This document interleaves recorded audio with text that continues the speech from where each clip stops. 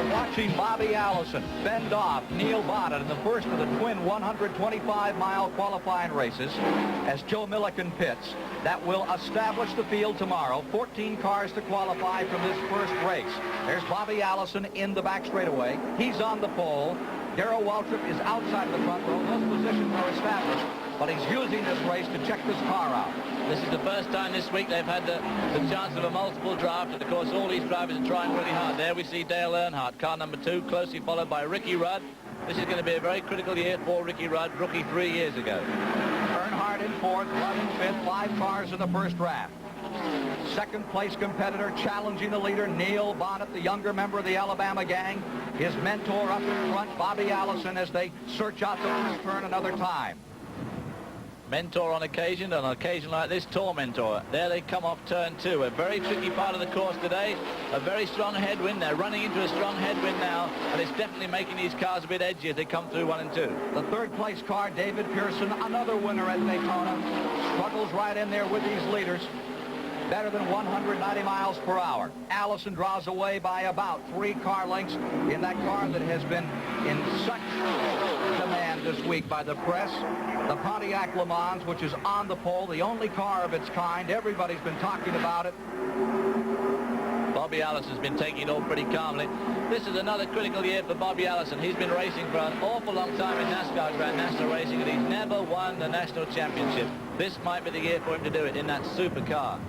Bonnet really holding on to that second position. He may be getting ready toward the end of this 50-lap race to take a stab at first. David, in this kind of race, with Bobby Allison already established on the pole, why does he run so hard out here? Well, these guys have had a lot of problems. These are the new downsized cars. They're shorter, they're narrower, and the aerodynamics definitely are not as good as they were on the old cars. So this is the first time these guys have had any sort of a chance to check out the handling of these cars in the multiple draft. And of course, as you all know, drafting is NASCAR racing. The wind is 30 to 40 mile per hour gusts blowing right at them, coming down the back straightaway, and it's moving those cars around like leaves. Well, of course, this is a pretty bad day for these guys. This is the first time they've all raced together, and we've got a very, very strong wind. There we see Don Whittington in car number 93 being shadowed by Cale Yarborough and Kyle Petty. Whittington is in 7th, Yarborough in 8th, Kyle Petty back in 9th. And here we see car number 62 on pit road. This is Rick Wilson of Bartow, Florida. There we see the leader, Bobby Allison. Neil Bonnet right behind him. Right behind him is David Pearson, Dale Earnhardt, and Ricky Rudd. On pit road, that break for Wilson. Leaders go back into turn number 1. Bobby Allison still up in front, still holding on to first. Neil Bonnet right there in 2nd. And there's that second pack of cars. There you see Johnny Anderson. And right behind him, the yellow car is the Whittington car. Well, Whittington is winding in John Anderson. And then, of course, they'd like to hook up. I'm sure these two guys would like to hook up with Cale Yarborough to catch up with this leading bunch. Anderson is in 6th. Whittington is now in 7th. We're back with the leaders. We are showing you lap number 11 coming out of turn number 4. The pressure really on Bobby Allison, but this is how he likes it. Tremendous speed as they rush back to the 17-degree tri-oval. Allison first, Bonnet second, Pearson still maintaining 3rd. Earnhardt holds on to 4th. Ricky Rudd is in 5th. 4 seconds back to John Anderson, and the battle begins to develop for the 6th position. Another car coming off the pace now. That is Wilson in car number 32, or the 62, was just out there, has come back on the track and is picking up speed. The leaders seem basically content at the moment to just draft each other around, which quite frankly in this race is the best thing to do. We have a spin at turn 2. Caution coming on the speedway. They race back to the flag. Let's see if Bonnet will take a shot. There is caution for turn number 2. The cars are racing back to the flag as they come to the line. It'll be Bobby Allison maintaining Bonnet 2nd, Pearson 3rd, Earnhardt 4th, Ricky Rudd in 5th. And coming across in 6th will be car number 77, Johnny Anderson, followed by Don Whittington and Kyle Petty, and then Cale Yarborough. Well, that car we just saw going down the straight slowly was number 98. That's Johnny Rutherford. who spun. Was he the car that spun, in fact? Johnny Rutherford, one of the great Indianapolis champions, the man who had the fastest car here at Daytona in 1963, a man who went 3,000 feet down this backstretch upside down in 1964, has just had trouble with car number 98 and spun in turn number 2. He's coming around very slowly and has brought out the first caution in the first 125-mile race. The trouble with going upside down is I find it terribly disorientating. Bobby Allison taking his first deep breath. This race's inception. And let's right now take another look in replay at car 98. Well, we see coming into the picture already going backwards is Johnny Rutherford, stuck up on the wall. He's trying to hold it up there. He fails. It comes off the wall. Luckily, there's no following traffic. He hits the apron pretty hard, but the car's drivable, and he sets on his way back to the pits.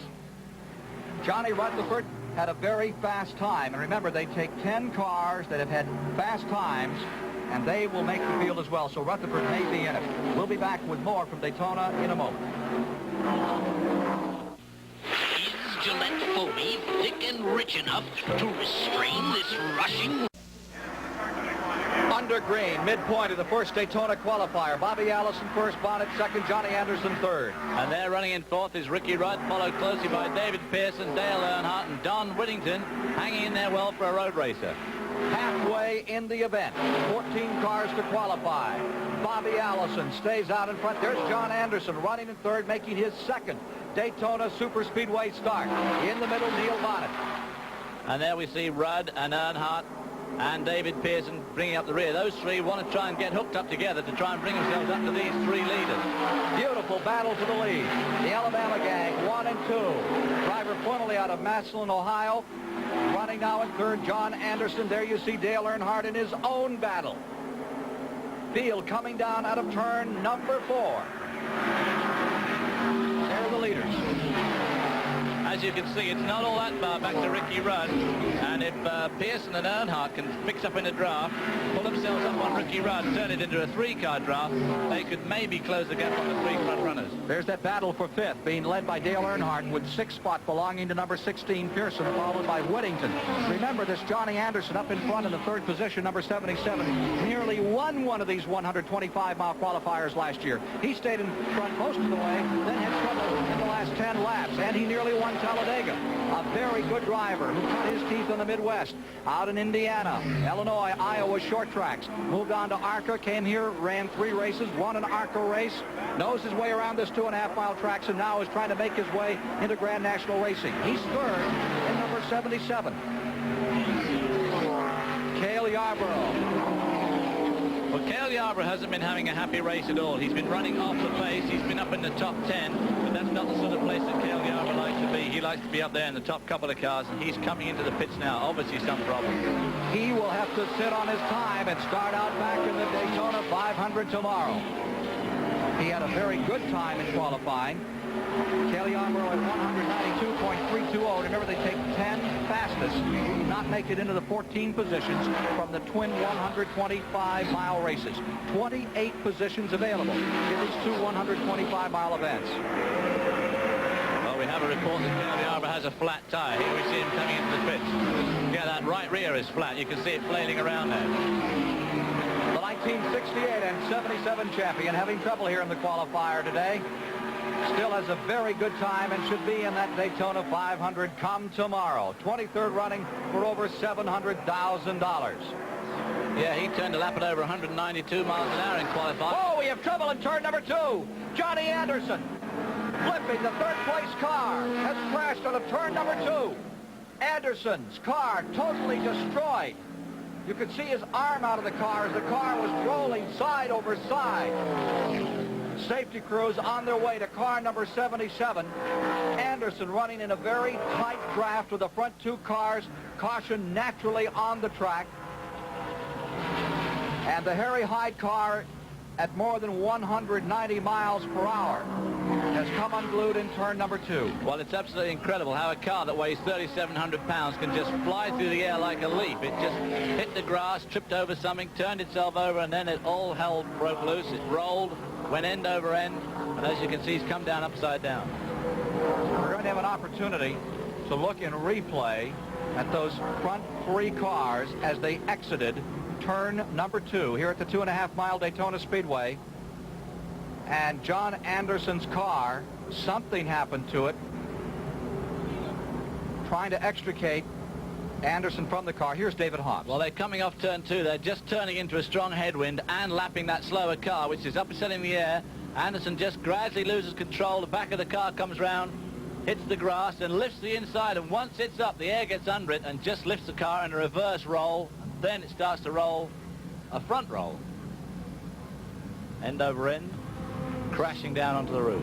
Savage series of sidewinders ends the hopes of John Anderson to qualify for tomorrow's Daytona 500. Totally destroying a brand new car. First time out. Anderson is all right. Johnny Anderson is walking away from that disaster, David. Well, he's a lucky man, I tell you. That's one thing about NASCAR cars. They are incredibly safe. Anderson walks away from a serious crash in turn 2. There are the standings at the present time. Allison in front, Neil Bonnet in second, and we'll be back in a moment. Introducing the revolutionary twin-action shaving system, engineered to outperform twin blades. The new Norelco Rotatract razor. Inside 3 floating heads, Rotatract works like twin blades to grip hair. Raise it up, then razor it off, hundreds of times a second, for a shave that's twin blade close, without a nick or cut. The new twin-action Norelco Rotatract razor. Twin blade closeness, but no gotcha. The windmill's down, and fixing it won't wait for the weather. In a race that demands two-fisted driving, Bobby Allison with a right hand that was broken twice at the end of last season. He still favors it some, but right now, stable as a rock as he goes through turn number 2 with Neil Bonnet in tight pursuit. Allison first, Bonnet in second in the back straightaway. There they are, swooping off turn 2, the scene of that incredible accident involving John Anderson, and they seem to put a little bit of daylight between themselves and Ricky Rudd, who in turn is being followed extremely closely by Dale Earnhardt, the current champion. And these 4 have definitely put ground between themselves and David Pearson and Kyle Petty, racing it out there for 5th spot. 5 laps to go, 5 to go, 12.5 miles to decide it all in this first 125-miler. You can see Bobby Allison bouncing around in the seat. Even that 5-point seatbelt system doesn't allow for him to be that stable. And you can see the daylight, those front 4 cars have put between themselves and David Pearson running in 5th.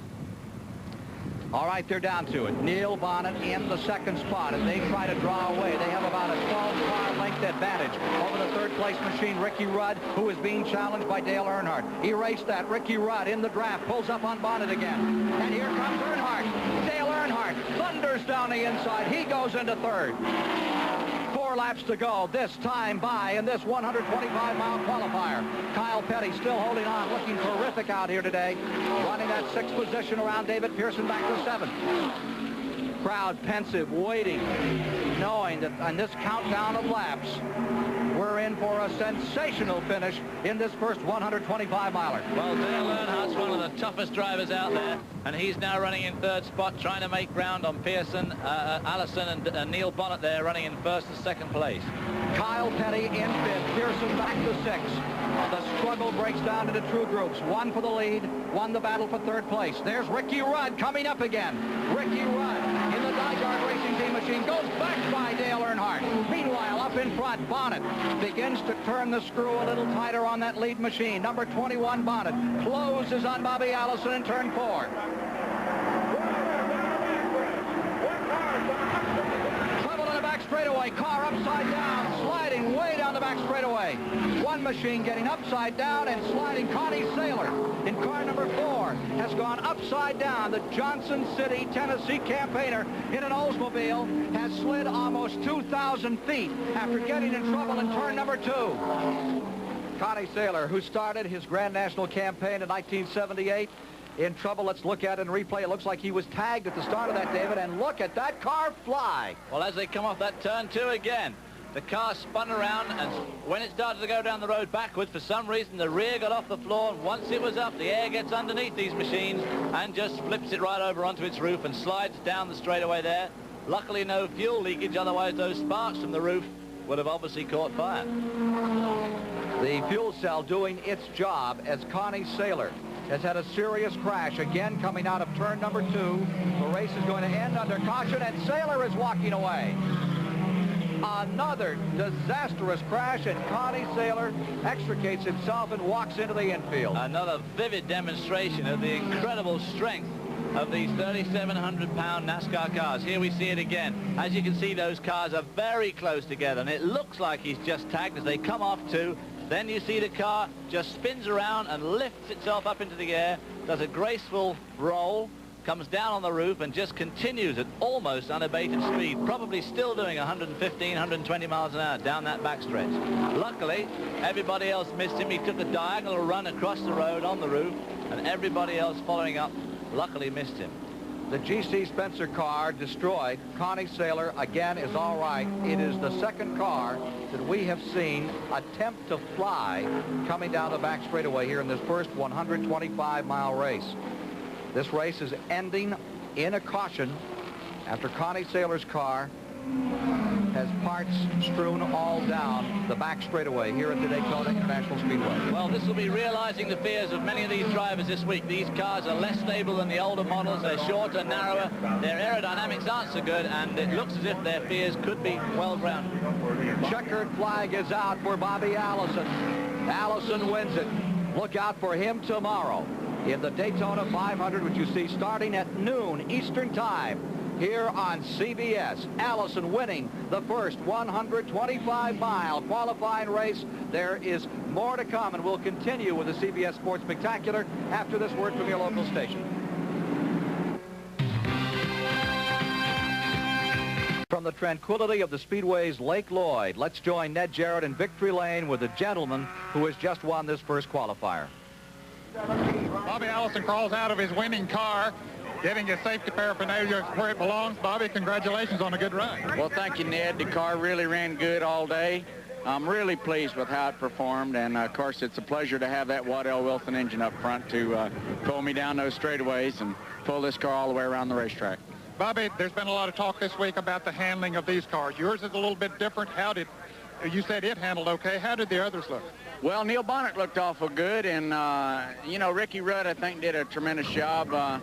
He ran good. He ran right in there, and really I couldn't pay a lot of attention to whoever else was in there, but I think everybody needs to be congratulated because I think it must have been a great race. It looked like it, when I worked my way up through, everybody was running hard, and you know, a lot of competition went on. Bobby Allison on the pole for tomorrow's Daytona 500, which you'll be seeing live here on CBS. Coming up later today on the Sports Spectacular, the second 125-mile qualifier, starring A.J. Foyt, Buddy Baker, Richard Petty, Darrell Waltrip, Benny Parsons, and a host more. Right now from Daytona, we're going north to Canada, an ice-covered 400-meter oval, and the world's women's speed skating championships in Quebec. For that, let's join Kurt Gowdy. Thank you. Trackside. And in the driver's seat, high-speed action tomorrow, 12 noon Eastern on CBS Sports. Back here at the Daytona International Speedway, we are minutes away from the second 125-mile qualifying race. The first race was won by Bobby Allison of Hueytown, Alabama. But the real story was the story of two disastrous wrecks. Brock Yates has taken a look at what protects these drivers in these horrific crashes at Daytona. Horrific it was, Ken. I've seen a lot of strange crashes at Daytona, but this one by Connie Saylor beats them all. Here he goes, spinning down the back straight. Car runs backwards for a brief period, then it gets airborne. Flops up and over on its roof, and down the pavement it goes, sending sparks flying off the sheet metal. The key to Saylor's survival was this jungle gym of high-grade steel called a roll cage. It's built to specifications by NASCAR, the sanctioning organization for Grand National stock car racing, and has been used for years and perfected in hundreds of accidents. In the early days, Grand National cars carried just roll bars behind the driver. But over the years, they've evolved the system into a rigid truss of caging that contains the driver in the event of major crashes. This roll cage structure is terribly, terribly strong, and NASCAR rigidly inspects the size and the strength of the tubing, the specifications of the welding, and the care in which the whole thing is constructed. And here, the gusset, which maintains the strength and the rigidity of this structure in the event of an impact or an accident. Down here, 4 very stout bars protect the driver in the event of a side impact, where he's most vulnerable. Add to this roll cage package a 5-point seat belt and shoulder harness setup for the driver, a set of firewalls fore and aft, an onboard fire extinguisher system, and a 22-gallon fuel cell to contain the gasoline in crashes like this, also in the same race involving John Anderson, wherein he flips one way, then another, crashes down on his roll cage right above his head, does another series of fierce snap rolls, comes to a halt, no fire, out of the car, a miraculous survival in an unbelievable crash. Ken? The only losses sustained, besides the loss of those 2 cars, John Anderson's wristwatch. This past Wednesday night, the 3-year-old Major Indoor Soccer League made a major commitment to its future when it played its all-star game in Madison Square Garden. Now, this contest is faster, higher scoring than its outdoor cousin, and it's rapidly drawing large attendance. Ben Wright and Kyle Rote Jr. report. Welcome from Ben Wright to Madison Square Garden on a historic evening for this great sporting center, its first ever indoor soccer game. With me is Kyle Rote, who was one of the great Americans early in on the outdoor game. But Kyle, this is a very different kettle of fish. It's totally different, Ben. It really combines elements of several favorite American pastimes, certainly a lot like ice hockey, in that the players can come over the boards and change on the fly. The substitution rule is much more liberalized. You have players who station themselves in the crease because there's not an offsides rule as there is in the outdoor game, which allows for much more goal action. Often the ball is even dumped into the corners as it is in ice hockey. But it also combines elements of basketball in that you have 3-on-2 fast breaks, 2-on-1 fast breaks, give and goes, and in many penalty situations you have high post, low post, and that brings up the other aspect of it, penalty situations. We do have a penalty box, and in indoor soccer, when a foul is committed, often the referee will put that player aside for 2 minutes, let him cool off, and try, really, in the interest of protecting the players. And you even have what the hockey players call a power play. Have power play situations, power play teams, as well as penalty killing units, and when you see a penalty killing unit out there, they'll be running around like people with their heads cut off. Right, let's get to the action. Well, the difference in size between this and the outdoor game is that this field is 2/3 the size, and the goal is 2/3 the size also of the outdoor goal. Only 6 men can be on the field at a time. And also, much like hockey, with the additional of 6 men, is the use of the boards. And the boards that not only goalkeepers have to worry about, but the players are able to play it off the boards. As we see here, a shot going off the backboard, and for the goalkeeper, it means when the ball goes past him, the action is really just beginning. And, of course, there are 12 teams in the league, Kyle, and most of these players come from St. Louis in the west and New York in the east. The western team dominated by St. Louis defenders, the eastern team dominated by attackers from the New York Arrows. So, in a sense, it's almost the irresistible force against the immovable object. In this furious first quarter action, you see East get on the scoreboard early. Now, Luis Alberto breaks away. He's got a 3-on-2. Breaks deep from his own. Ken Squire here at the Daytona Speedway, where 27 cars are on the track, 14 to qualify in the second 125-miler, then 10 fast cars that have not made the field, plus the front row, giving us at least 40 cars for tomorrow's Daytona 500. And there's Cecil Gordon in trouble already. Not a very good omen for him, as he had a very slow qualifying time. Field preparing for the second 125-mile qualifying race with Darrell Waltrip, who has won 3 125-milers in the past 5 years on the point. Beside him is Harry Gant in the Race Hill Farms car from Connecticut, the Dick Beattie car. Harry Gant, much in the style of the late giant Bobby Isaac. This team from up New England way has had outstanding finishes, but yet to score their first win. Number 47 outside of the front row. Then in row 2, a man who has scored 2 125-mile victories in car number 1, the defending Daytona 500-mile champion, Buddy Baker, who won last year for the Rainier team with car 28. Terry Labonte, who will carry our CBS camera in tomorrow's running of the 500, will start 4th. Then comes A.J. Foyt, the man who won it all here in 1972. And beside him, is the 6-time winner, Mr. Daytona 500, Richard Petty, starts on the outside of row 3. Then it's Lenny Pond and Benny Parsons, who won here back in '75, Bill Elliott and Jeff Bodine, Buddy Arrington and Don Sprouse. Lake Speed has had trouble with his car, and Tom Sneva, the man who started 33rd and wound up 2nd in Indianapolis last year. Dick May and Harry Dinwiddie. Elliott Forbes Robinson, the Can-Am drivers, they come down, and Stan Berry in the Hal Needham car. Jimmy Means and Richard Childress, Tommy Gale and H.B. Bailey, Tim Richmond and H.B. Bailey, or Jamie McDuffie. Field is underway. Hurtley to turn number 1. And they stack them 5 deep in the back, David, as they get underway. Well, they sure are 5 deep. One guy scraping down the road and the other guy on the flat in the infield. They're sorting themselves out as they go into turn 1, and there we have the front row still side by side. Darrell Waltrip in his new livery in number 11. And alongside him, Harry Gant, and there's Buddy Baker coming down the inside in car number 1. 3 deep. 4 of Reese. On the move, A.J. Foyt. Going down the inside into 3rd. Super Tex, A.J. Foyt into 3rd. 1972 Daytona 500-mile champion. Foyt goes up on the outside to wrestle with Darrell Waltrip and try to move around Buddy Baker. Baker on the inside, nose to nose at the end of lap number 1. It'll be Buddy Baker on in front. Baker leading. Oh, Waltrip in 2nd. And look at this sandwich. Labonte tries to get in there.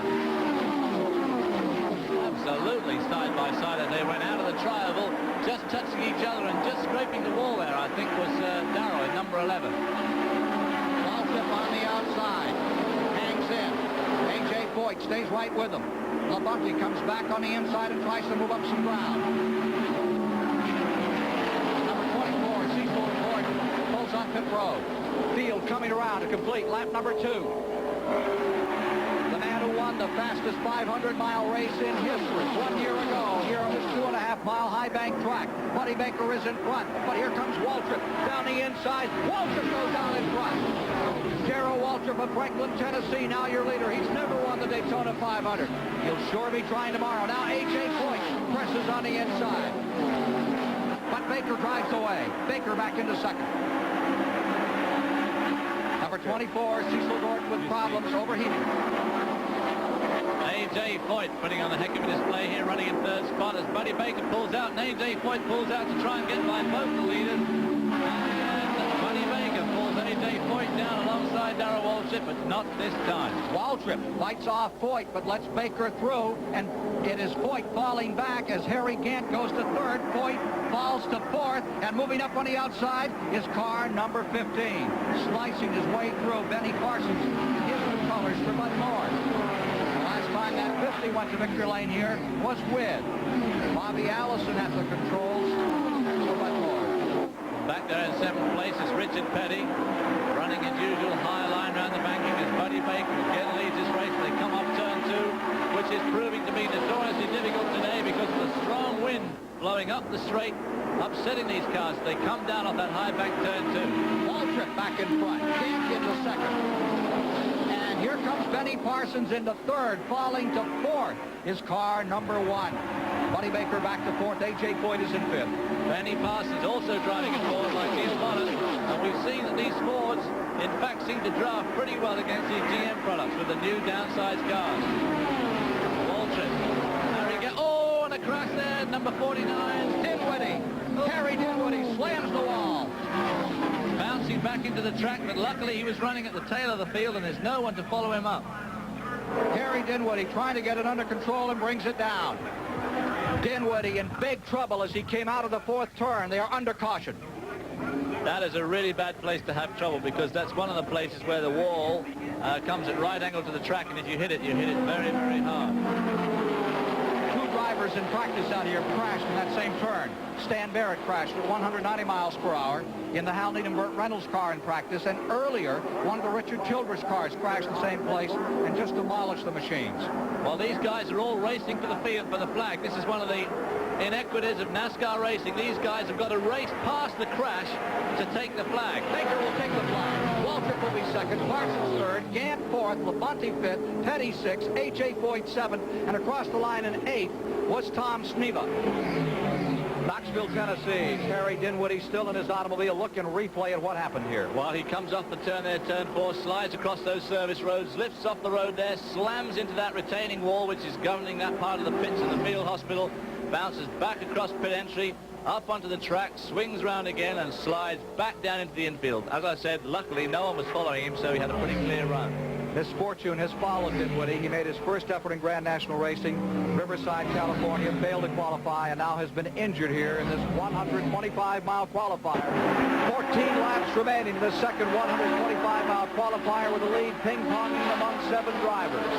Harry Dinwiddie reported to the field hospital as all right. The Grandmaster moves in, the 6-time Daytona champion. 1962 when Fireball Roberts won this race. Some kid named Richard Petty was in second place. Here he is out in front now by 3 car lengths in this 125-mile qualifier. And from the grandstand, as the folks in the chairs are watching today, here comes Petty. And they're up. Highly respected, sincerely loved by racing enthusiasts throughout America. Petty is back in front. Waltrip is in second, and you have 7 cars battling for the lead as time trickles out in this 125-mile qualifier. Richard Petty looks like he wants to pull away. I don't believe he can do it, David. Well, I find it hard to believe he can, with the strength that Darrell Walsh has been showing, and of course Darrell flexing his muscles again as he takes Richard Petty and retakes the lead going into 3. That's the favorite place to pass today. So the end of that back straight, they're into a headwind, and that's where the draft is going to work best of all when they pull out and slingshot by. What a sensational finish we are building for. 12 laps to go when they come by. There's Dale Inman, Richard Petty's first cousin. Richard Petty's brother Maurice on the day of this 125 is back at level cross, still putting engines together for tomorrow's 500, just in case they needed one after today.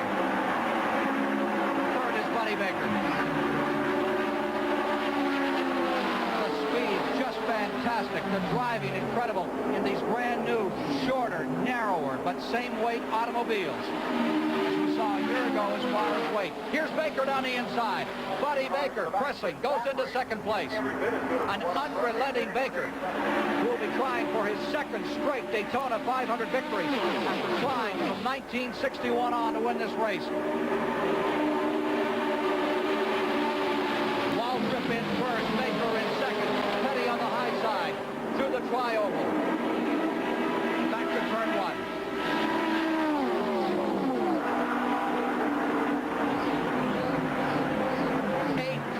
In the lead draft when they come by this time. 10 to go. Waltrip, he goes out in front by 6 car lengths, and then the field begins to reel him in, overhaul him. Baker pulling up. Baker's going to go for first place. Do you believe it? It's just a qualifier. Waltrip's already in the field, David. This is the race that none of them were going to try very hard in, if you remember. Yes, they all did. This was just going to be a test. There was no sense really taking chances. Look at them. Over 190 miles per hour. Inches apart. Point goes back to the inside. Talk about competitive spirit. Here it comes. 21 lead changes thus far in this 125-miler. And this is just half of what you're going to see tomorrow in the Daytona 500, because we're going to have all the other qualifiers in the first race that we've already seen, which is also a tremendously competitive affair with Neil Bonnet showing a great deal of form, and of course Bobby Allison also. Buddy Baker comes down to the inside. This is the favorite passing spot today as they go into turn 3. This is what it's all about. The sweet nectar of racing. Some of the great champions going at it, changing, exchanging the lead, lap after lap. Down they come out of 4. An incredible squadron of race cars. But they do absolutely better than anyone in the world. Running inches apart, wearing each other down, intimidating, moving around, losing the draft. Remember, the second place car can actually move the first place car around in a draft out here. He can move him over 4 or 5 feet. And the intimidation, the shuffling that's going on out there right now, well, you're going to see it because we'll have cameras inside the car for you tomorrow for the 500. Waltrip back in the lead. Richard Petty going to second. How about that?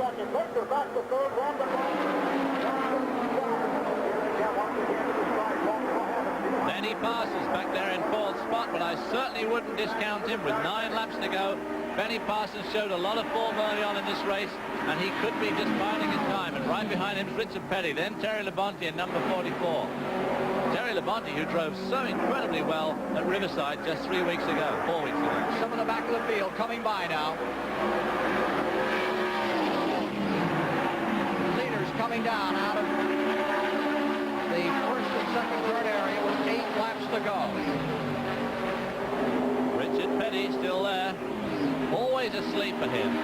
When asked the other day why he didn't show more speed here, more pole positions, he said, well, he really just lulled some of them off to sleep, and then he was always there at the end. Not ever a strong qualifier. Pole positions are not the forte of Richard Petty. Wins are where he's at. Here he comes, up on the outside. He's taking a shot at the leader, Waltrip, in the one spot he likes the best. He loves to pass the tri-oval, and most people, they carry a shadow about that area. It's a very foreboding part of the track. One of Petty's favorites. I noticed that with that strong headwind down the back straight, there's very little side-by-side motoring in turns 1 and 2. If they're going to go side-by-side, they seem to prefer it as they're coming into 3 now, into 3 and 4. They seem to be prepared to go side-by-side, and that's all part of these new, slightly nervous, twitchy cars. And, of course, they're practicing for tomorrow. And Darrell Waltrip has said already that he's worried about the people having stamina.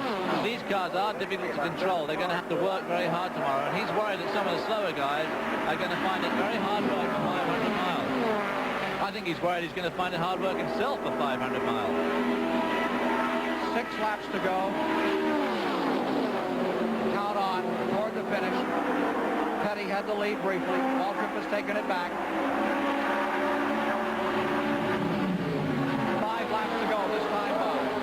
Trouble in turn number 1. A car out of control. Sliding down into the first turn. Car number 99. Breaking away was Tim Richmond, Rookie of the Year at the Indianapolis 500-miler a year ago. He was running in 10th position. I don't know if he touched anything or simply exploded an engine, but Tim Richmond has brought out a caution flag with 5 to go. This could set up one sprint to the finish. And Richard Petty and Benny Parsons crossed the line there almost side by side. Look at those marks. They're racing back to the flag. Nearly 1,000 feet long. As Tim Richmond got away from that very, very luckily. Some of the accidents we've seen today, and here we see him breaking loose. Leaders have raced through. They have come under the flag and are now slowed down to the back straightaway. Richmond just lost control coming through the tri-oval. Slid down out of the tri-oval, across the apron, down as if he was going to go onto the road course and across the grass. Truly the longest walk in sport, this time for Tim Richmond. We'll be back with a finish. It'll be a one-lap sprint of the second 125-mile qualifying race at Daytona in a moment.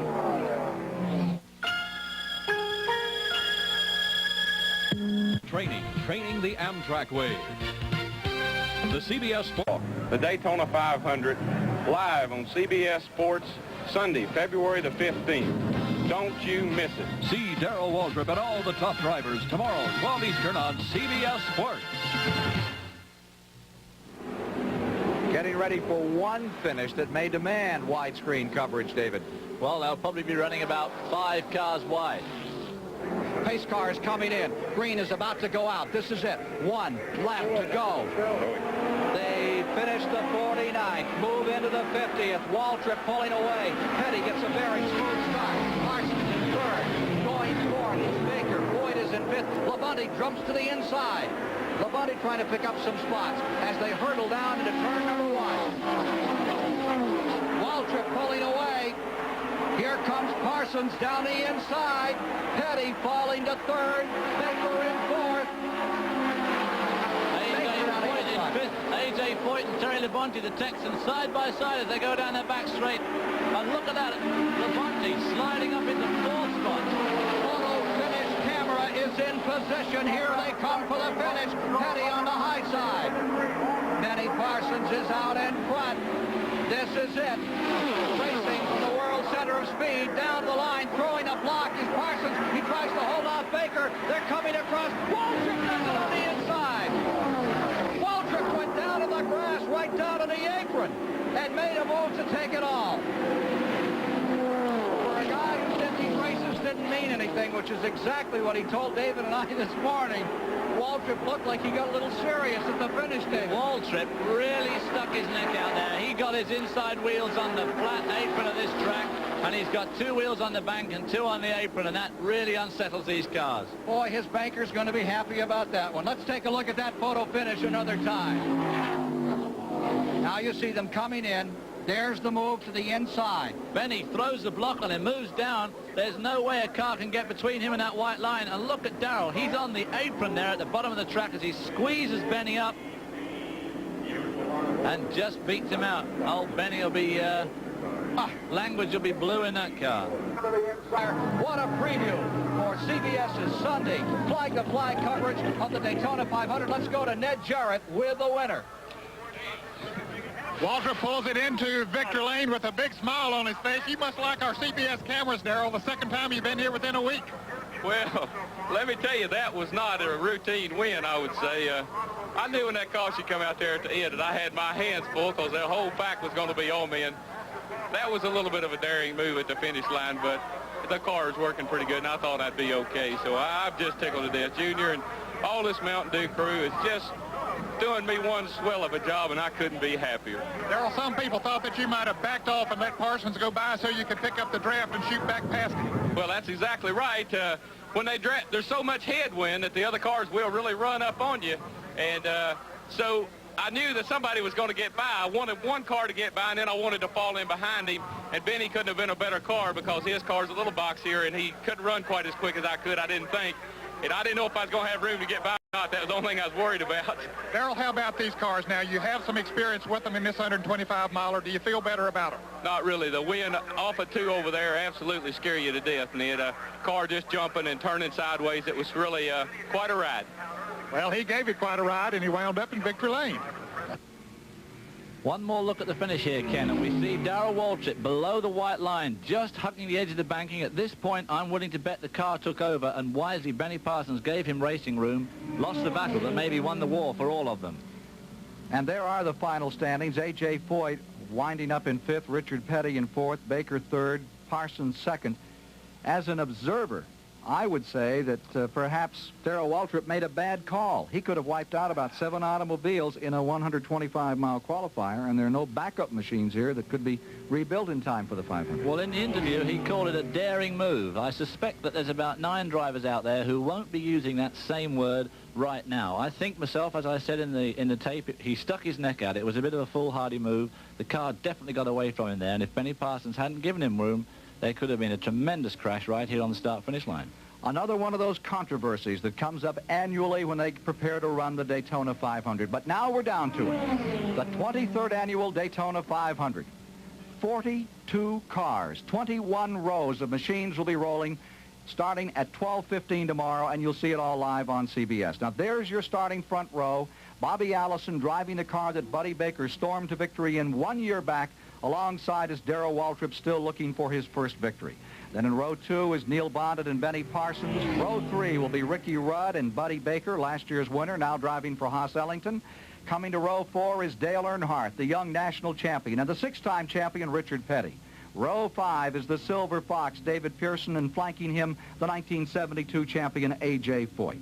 In row 6, young Kyle Petty, who drove beautifully in the 125-mile qualifier, and Terry Labonte, who'll be carrying one of our CBS cameras. Row 7 will be Don Whittington, and the king of the modified circuits, Jeff Bodine, qualified very well.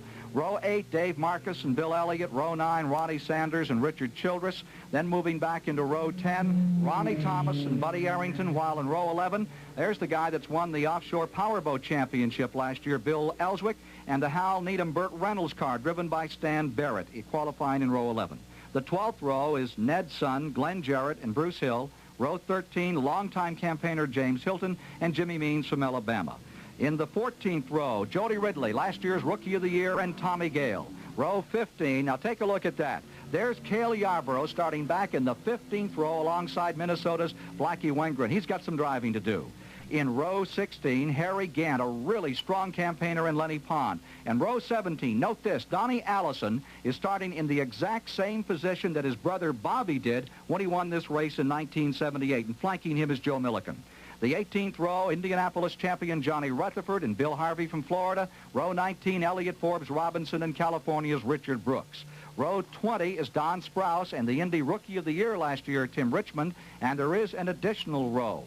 There is a proviso in the NASCAR rules for drivers who have finished in the top 25 a year back, and that allows J.D. McDuffie and Cecil Gordon to be among the starters. So those will be the gentlemen that you'll see live starting 12 noon tomorrow, preparing for their start in this Daytona 500. A couple of thoughts here as we close the Sports Spectacular for today. The last time a Pontiac, which is on the pole, Bobby Allison driving it, won this race was 1962. The last time an individual driver, David, won his pole position, his 125-mile qualifying race, and went on to win the 500 was 1962, Fireball Roberts in that Pontiac. And here's Bobby Allison. He's won his heat qualifier, he's won the pole position, and he looks very strong in this Harry Ranier car for tomorrow's race. Well, I think Bobby Allison does have the strongest car here. This is the first year of the new downsized cars. They're shorter, they're narrower, the aerodynamics are not as good. Bobby Allison's car has been working incredibly well all week, but the fact also has to be faced that Darrell Waltrip has already, before we've even started the Daytona 500, won a cool $87,000, so he also is going to be very strong. It's a very great depth of field. We've got a lot of young drivers coming along, people like Terry Labonte, of course, Dale Earnhardt, last year's national champion, and then lurking down in 29th spot, people like Cale Yarborough can never be counted out of a race like this. David, last year the fastest 500-mile race in history was won by Buddy Baker. The year before, one of the most incident-strewn with that incredible finish. What kind of a race do you speculate we'll see tomorrow? Well, I still think these cars are a little bit twitchy. The NASCAR officials have allowed them to make some modifications as the week has rolled on, but these cars are still going to be difficult to drive, and I hope we don't have an incident-strewn race tomorrow, but it's sure going to be a very, very exciting contest. Plan to join us at 12 noon tomorrow here on CBS. For David Hobbs and Brock Yates and Ned Jarrett, I'm Ken Squire, and that's this Saturday's CBS Sports Spectacular. The CBS Sports Spectacular is sponsored by Sheraton Hotels and Inns Worldwide, the hotel company of the 80s. Michelob Light, an exceptional light beer with a rich, smooth taste. And by Amtrak, America is getting into training the Amtrak way. The CBS Sports Spectacular is a presentation of CBS Sports.